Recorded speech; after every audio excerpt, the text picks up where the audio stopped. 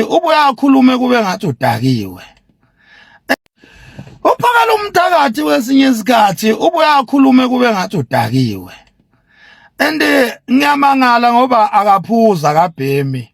Kanti udakwa yini uphakela umthakathi ngoba zikhona nje izinkulumo zakhe ukuthi mawilalela uzokuthi udakiweke namhlanje uphakela umthakathi uphuzile. Awungitshele phakela umthakathi mawuthi wena you will create 1 million job as ubani. Wena uthi uzo create imisebenzi e1 million in 6 months time towards the end of this year. Uzo create imisebenzi e1 million njengobani? Ubani wena? Ubani mfoka ndabandaba ubani phakela umthakathi ngoba wena umfana nje wakwaNongoma ongelutho nje emphakathini ngaphandle kokuba insizwa emobilizer ezinye insizwa ukuthi kuphushwe lento yobunsizwa kuphela nje.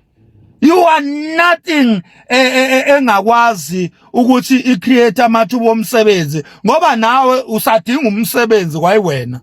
Kwayiwena udinga umsebenzi ukuthi uyosebenza phakela umthakathi. Sometimes wena phakela umthakathi ikhona lento ekudakayo. Angazi ukuthi yini lento ekudakayo. Kodwa yona ikhona into othi mawuyidlile udakwe. Uyabo?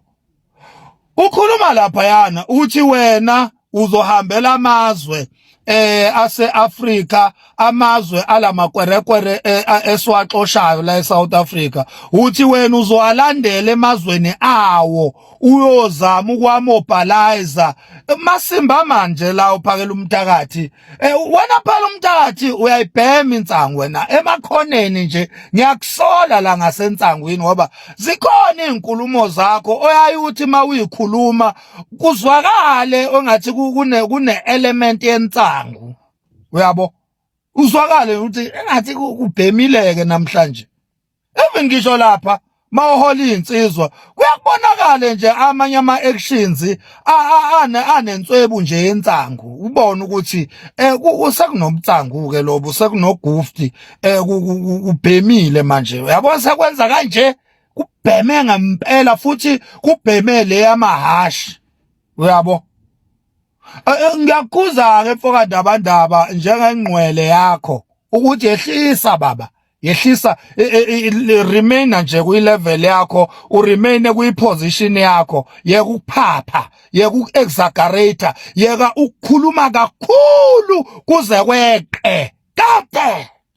Siyabingelela nganzakwethu siyacela umaqala ukungena kuleli cast lethu ucofa subscribe button le channel yethu uMgosi wenganzakwethu ke lana ke ukhuluma indaba enkulu uMax ngokubuka kwakhe thina ke nganzakwethu ke angeke sisho lutho singeza ukuphawula kwakhe ukuthi uthini uthi ke kodwa kuMax uphakela umthakathi khona into emdakwayo. Mina ke nawe nganzakwethu bengathanda sihlangana lapha kwi comment section sizovuka lwakho ukuthi wena uyavumelana noMax Makhanya noma niyaphikisana. Asihlangane kwi comment section. Danko, bye.